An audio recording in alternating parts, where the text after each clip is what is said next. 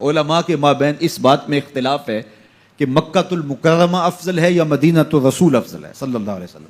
ایک علمی اختلاف ہے. بعض نے کہا مکہ افضل ہے، دلائل دیے، بڑا وزن ہے دلائل میں. بعض نے کہا مدینہ المنورہ افضل ہے، دلائل دیے، بڑا زور ہے دلائل میں.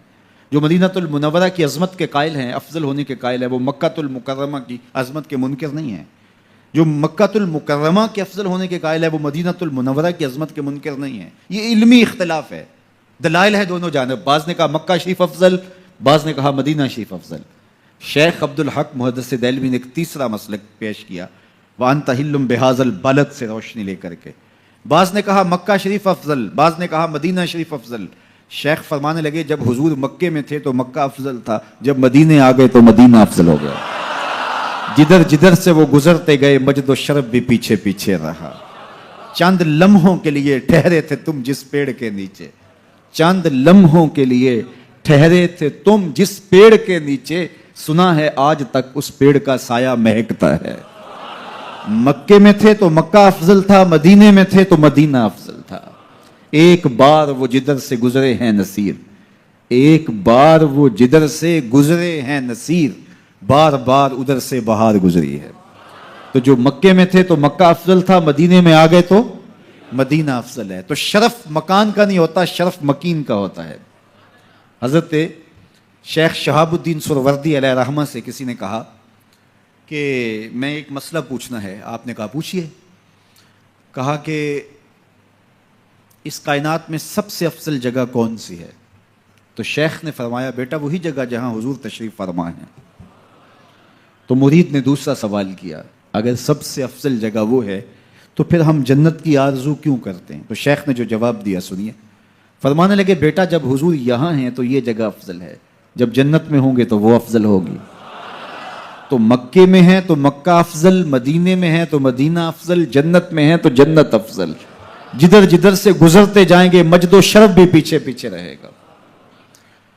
اور یہ میرا جوش خطابت نہیں ہے، میں اس پر ایک حدیث آپ کے سامنے رکھنا چاہتا ہوں کہ شرف مکان کا نہیں، شرف مکین کا ہوتا ہے. آپ نے تو یہ مسئلہ علماء سے سنا ہے کہ اگر لوگوں کو پتہ چل جائے کہ پہلی صف کا شرف کیا ہے، اجر کا حجم معلوم ہو کہ کتنا اجر ہے، تو وہ کہیں ہم نے تو کھڑے ہی پہلی صف میں ہونا ہے، تو اس پہ کوڑا ڈالا جایا کرے، اس پہ الجاؤ ہو جایا کرے. اب پہلی صف کون سی ہے؟ یہ جو محراب کے ساتھ والی صف ہے یہ پہلی صف ہے نا. لیکن اگر امام مصلی اٹھا کر کے برآمدے میں لے جائے تو مجھے بتاؤ یہ پہلی صف رہے گی؟ اس کو شرف نصیب رہے گا؟ شرف برآمدے کی صف میں چلا جائے گا. اور امام وہاں سے بھی مصلی اٹھا کے صحن میں چلا جائے تو بتاؤ برآمدے کی اس صف کو صف اول کا شرف نصیب رہے گا؟ تو یار صدیاں گزرنے کے بعد میرے جیسا امام مصلی یہاں رکھے تو شرف یہاں ہو، مصلی وہاں رکھے تو شرف وہاں ہو، مصلی برآمدے میں ڈال لے تو شرف برآمدے میں ہو، مصلی چھت پہ لے جائے تو شرف چھت پہ ہو، مصلی صحن میں رکھے تو شرف صحن میں ہو.